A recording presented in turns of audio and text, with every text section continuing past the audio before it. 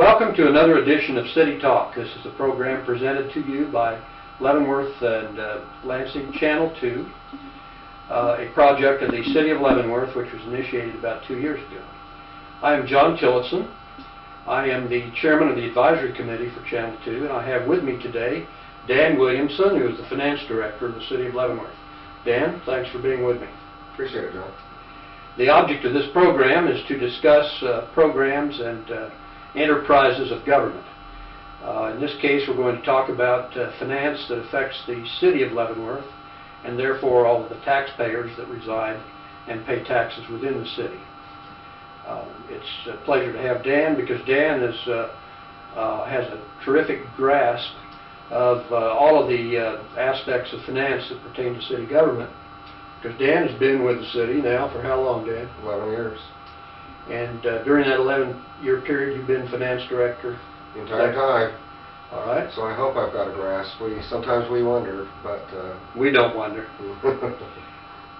In that job, you have the good fortune of having some people work for you. I have. Who are they? I've been blessed with an absolutely incredible staff, most of whom were there when I arrived 11 years ago. I've got Karen Parker, who's the municipal accountant, and she's my right-hand man. And if she ever leaves, I'm leaving because I don't want to do the job without her.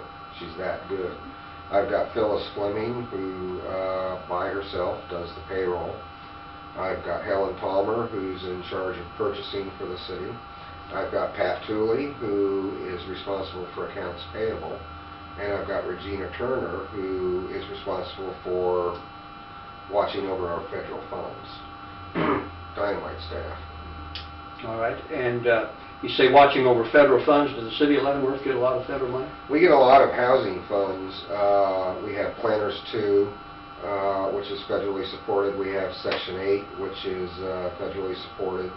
We get the CDBG program, which is Community Development Block Grant funds. And the reason why we need an individual to watch over these is, as you've heard, federal funds have a lot of rules, a lot of strings associated with them. You have to be very careful. A lot of reporting requirements, and quite literally, it just takes an individual to do all of that. Now, Dan, in your position as finance director, who do you report to? Gary Ortiz, city manager. Okay, and the city manager system that we have in Leavenworth and have had for about 30-plus years essentially makes the city manager responsible then to the governing body, correct? Yes. But I suppose, or at least I've noticed from time to time, that when Channel 2 covers the Leavenworth City Commission meetings, you're up there explaining the financial situation and the financial alternatives to the governing body. Is that something that you spend a lot of time on? Yes, it is. As you know, Gary has been with the city, I think he just got his tenure award, and he started out as the assistant city manager. So Gary and I have a very long history of working together, advising the commission, because when he was the assistant city manager, he worked with me during the budget, even when Mark Pence was here. Gary was the one who worked with me on the budget the most, and so Gary and I have kind of grown up together in the City of Leavenworth. And for example, in the budget, when we present a budget to the City Commission, we're presenting the city manager's recommended budget. It's always more or less been the Dan and Gary show in terms of the two people who work most closely to put the budget together and then go to the commission. So we have a long history, and Gary and I have always worked quite well in terms of advising the commission on budgetary matters at least. And just generally speaking, how would you describe what you do to the public? You spend, what, a third of your time on budgetary matters, or how would you break it down? My work is seasonal in the sense that from January through April, I'm spending my time in audit and audit preparation. From April to August, my primary focus is budget. And then from September through December, I'm doing all the things I should have been doing for the beginning part of the year, but was too busy to do. That's when I do special projects. Now, my focus is audit and then budget. There are other things that we do. But as I was talking about earlier, I have this phenomenally good staff. Fortunately, they all know what they're doing. They've been doing it for a long time. They're very good at what they do. And so I'm not often burdened by a lot of day-to-day stuff because they're so good, they take care of it. I occasionally have to get involved, but fortunately I don't. So I'm quite literally able to work on audit and then on budget and then for the rest of the year on special projects. And that's pretty much how my year breaks down. Well, we're going to talk about budget here in just a minute. But before we do, why don't we just spend a second or so talking about audit. What is important about the audit process? Well, it's the process by which someone external to your organization, an audit firm, which we hire but is independent from us, they come in and essentially make sure that we're representing our financial position properly. Is this a CPA firm we're talking about? Yes. Okay. Yes. And in the process of doing that, they have to look at a whole variety of things related to our financial system and our procedures. And I think one of the most important things would be they're looking at our internal controls. In other words, they want to make sure that the methods and procedures that we have set in place to safeguard the city's assets, whether it be equipment, cash, you name it, to make sure that those are adequate. Not just adequate, but they're acceptable and they do in fact safeguard the city's assets. That's basically what audit is about. Okay. Let's move to budget for a minute. Roughly, what is the annual budget of expenditures of the City of Leavenworth currently? Approximately $32 million. And how would you say that that $32 million is carved up into what general categories? I wish I could visualize the pie chart. We have public safety. I'm going to describe the different components of the pie for a moment, and then I'm going to take a guess, because I don't carry this with me, as to what some of the proportions might be. But you have public safety, which is the lion's share. You have public works, which is also a very large chunk of the pie. And then you have debt, which are payments on debt, which is another large share. I would say public safety is the largest. Most of our money goes to public safety. The next largest proportion would go to public works, and then I would believe debt would be the next. And then you have, after that, you have your recreation programs. You have your overhead, of which I am a part. Administrative expenses. Yes. I like to think of myself as overhead. It keeps me humble. Okay. Why, you're talking about public safety, we're talking about police Yes. functions, correct? And fire, primarily. And public works, we're talking about streets, sewers. Engineering, refuse, Okay. those sorts of activities. All right. All fundamental things that if we stop and think about it, Basic city services. go with any city. Yeah. How about debt? What's the debt picture for the City of Leavenworth look like? Well, debt's been an interesting issue. Over the last, I'd say, 4 or 5 years, the City Commission's been very aggressive in the development of the city's infrastructure. What comes to mind immediately would be 20th Street Trafficway, which didn't exist. Major expansion to Metropolitan Street. We're working right now. We completed Fire Station 1. We're in the process of doing Fire Station 2. You have Shawnee Street, which is pretty much completed now. You have Gatewood Street. You have New Lawrence Road. Where's Gatewood Street? It's right by the new school. By Lawson School? Yes, it connects to 10th Street. Okay. And New Lawrence, of course, is on the other side. Those projects were done very much in conjunction with that school being developed. And of course, we recently got the Aquatic Center approved, so we'll be working on that. All of those take money. They're large projects, and so we've been aggressive in our infrastructure development, so that also means that we've been aggressive with our debt. You mean you've acquired a lot of debt? We've acquired a lot of debt, and I know that it is a concern to a variety of people. And to be honest, I would have to say that our debt for the size of our city is what would be called above average. In fact, Moody's, which is an organization that rates bonds, they consider our debt to be above average.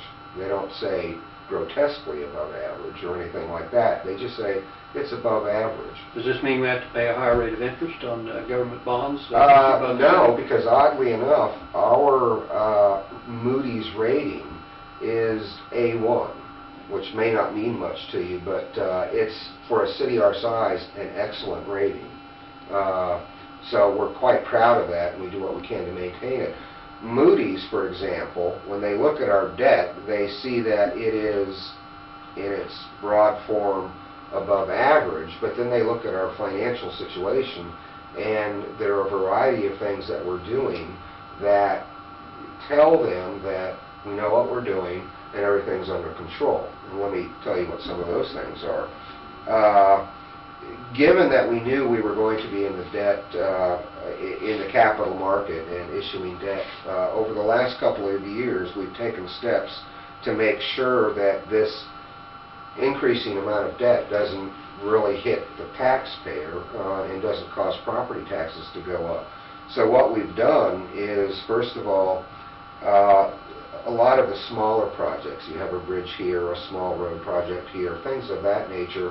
In the old days, maybe 5-10 years ago, we might issue debt for that, but now we're not doing that. We don't do these projects unless we can just pay as you go. So some are deferred. Do the project, we just pay for it. Are some of them deferred then? Sometimes they're deferred. But more than anything else, when the small projects, like 6th Street Bridge, we need to do some work on that, $170,000, we won't issue debt for that. We'll just find the resources to be able to pay for it. Okay. Number two, we're doing our best to use existing revenue streams to pay for the principal and interest on the debt. And for example, the Aquatic Center, that's going to cost $2.6 million. We're going to issue debt for it. Now, we're going to pay for that, the principal and interest on that. You recall that the half-cent sales tax for the library and community center debt was issued, and it got started in about 1985 or 1986, and that debt is just about finished.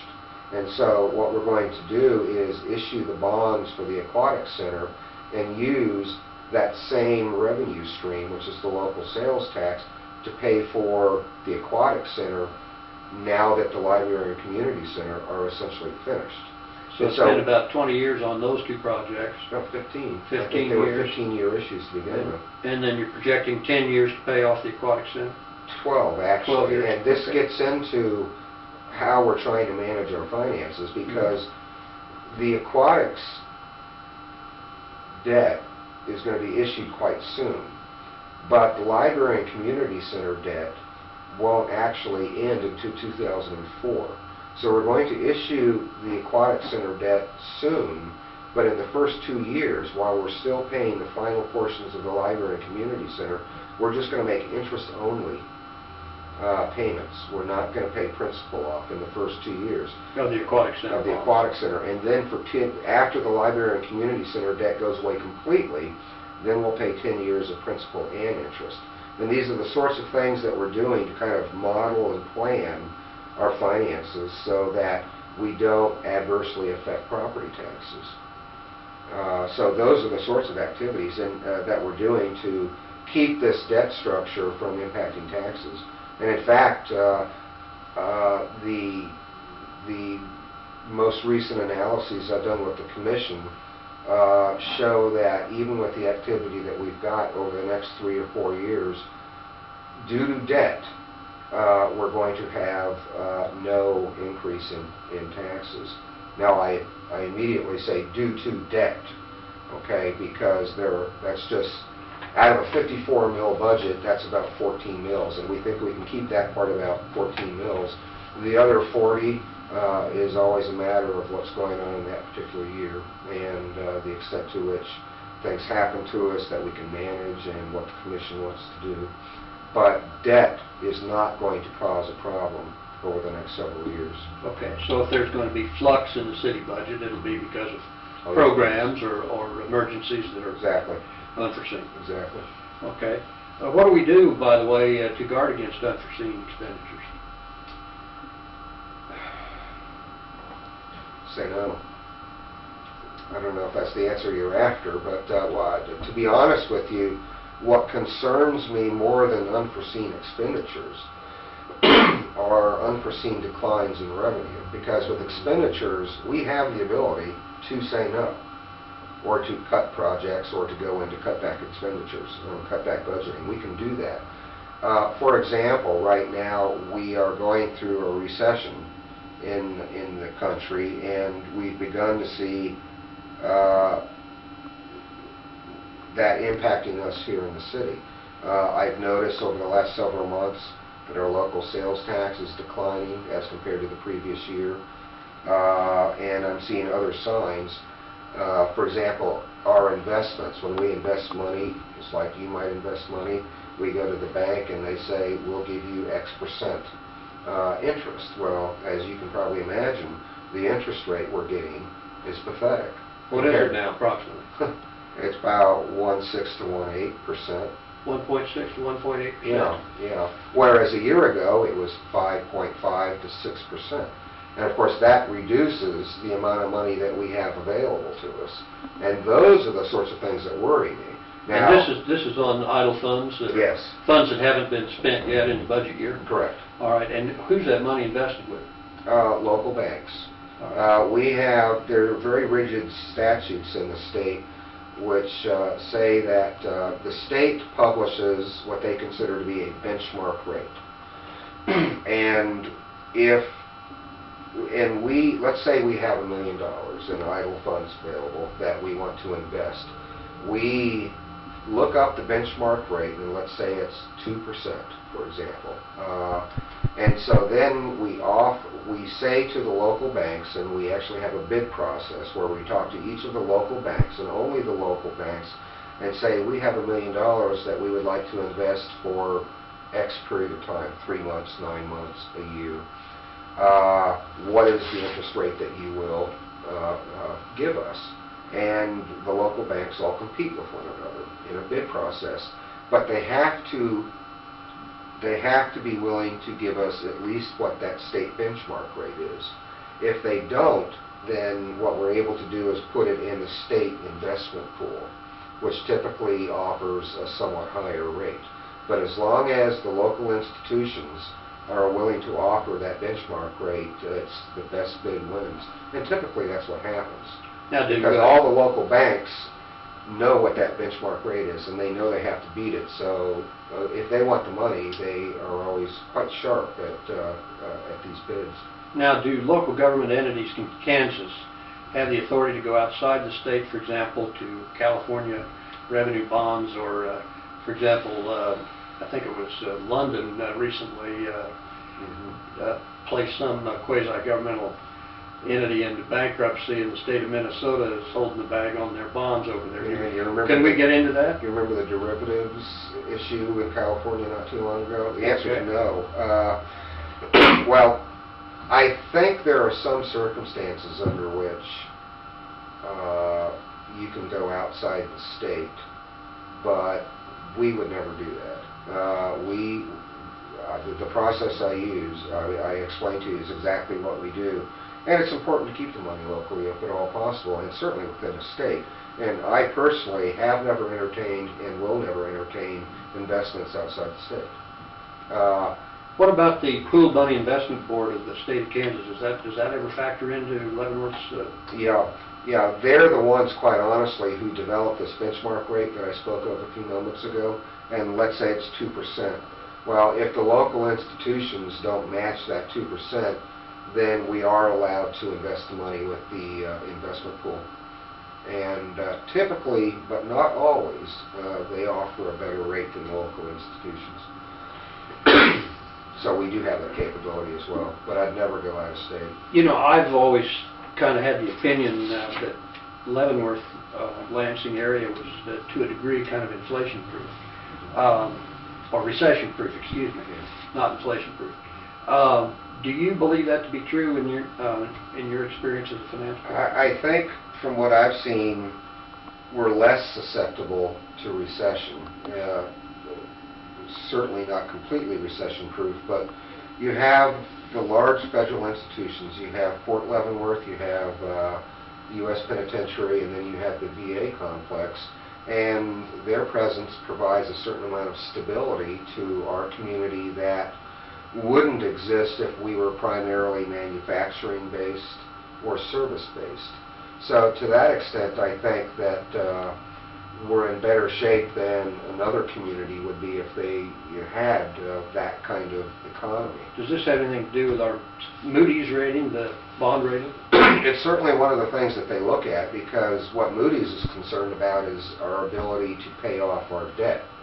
And if a city were extremely susceptible to recession, then they could get themselves in a lot of trouble very quickly if their economy completely falls apart, or a large plant closed, or something like that. We, on the other hand, the VA is not going to close tomorrow, the Fort's not going anywhere, the Penn's staying, and so that provides a certain stability to the local economy. There are not going to be large job layoffs and things like that, and so the economy is going to keep moving along. There'll be some decline when the rest of the economy in the country declines, but we're a little bit protected from it. And someone like Moody's takes note of that, and that's one of the reasons that we have a relatively high bond rating for a city our size. Okay. Well, we're talking with Dan Williamson, who is the Finance Director of the City of Leavenworth. I'd like to shift gears here, Dan, just for a moment and talk about some technological issues. You and I talked a bit before we went on the camera here today about some innovative things that have been taking place with regard to networking of computers and sharing of information, not only within the city but also other governmental agencies. Please tell the audience about that, will you? Well,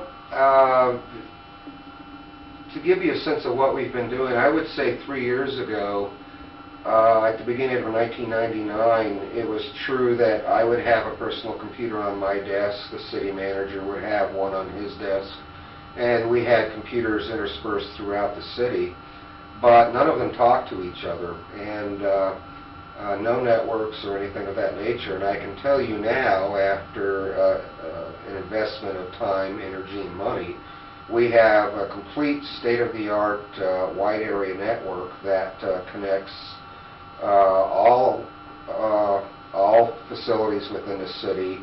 Every personal computer is connected, and what people may not know is that as it relates to the Justice Center effort and the public safety effort, that the county has joined us in a variety of those enterprises, so that now, quite honestly, we're in a very seamless sort of a wide area network with the county, to the extent that we can communicate, exchange files with any person in the county.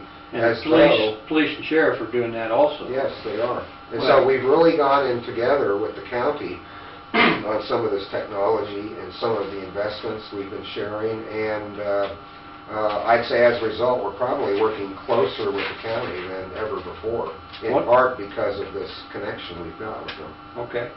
Why, I think people will be happy to learn of that. I think that ought to be advantageous to all governmental entities. Yeah. Let me talk to you about another thing you mentioned to me, and that's the use of purchasing cards. Yeah. Just very briefly, tell the audience about how that's working. Well, first of all, a purchasing card is another way to say a credit card, and what we've done is given credit cards to a lot of our staff members. I'd say a fourth to a third of all city employees have a credit card now in the city's name that they're now able to go out and use to buy goods and services in order to perform their jobs. And how can that be advantageous to the city? Well, it's a heck of a lot more efficient than the old system, and the cost of processing all of this stuff is cheaper. And what I particularly like is it's so much easier to control expenditures now. And I know that's when people first hear about this kind of a system, they go, oh my goodness, how do they control that? But we have much better controls on this system than we ever had before, because we get reports from the credit card company, we're online with the credit card company, and we can check on expenditures at all times, and we have an extra cross-check between what the employee's doing and the reports that he's sending us on expenditures. We can cross-reference it with what the credit card companies gives us, and so we have a lot more control. And the benefit to the employee is simply that they can go out and, instead of going through a convoluted bureaucratic process to get a requisition, get a purchase order, do this, do that, and all the things that governments like to do, which slow down the process, they just go out and go to whatever store they want to, and they slap down that card, and they're on their way doing the work that they're supposed to be doing. So it helps me a lot, and it helps the employee and the city more. And another thing I checked before we did this, I made sure that the vendors were going to like it. Because now they get their money almost immediately. Because that night, when they settle up with the credit card company, kind of behind the scenes while we're all sleeping, they got their money in the bank the next day. And these are they don't have to bill us. These are local businesses? Yes. Okay. And the local businesses don't have to bill us. They don't have to wait 2 weeks for us to go through our process. So this is one of those rare win-win-win-win situations. Everybody's happy with this system. Well, this was certainly another innovation in my book, one that I was unaware of. I hope that our audience is learning something from this program, as well as the other programs that we've been airing on Channel 2, because I think we all need to know what our government is doing and how it's doing it. Dan, our time's run out. I'm sorry it has, because there's a lot of things we haven't talked about. Oh, and I can talk constantly. All right. But we're going to call it a day, and I do that with thanks of our viewing public for your services and your willingness to be with us. Thanks for having me. Thank you. Appreciate it. Join us for our next program on Channel 2.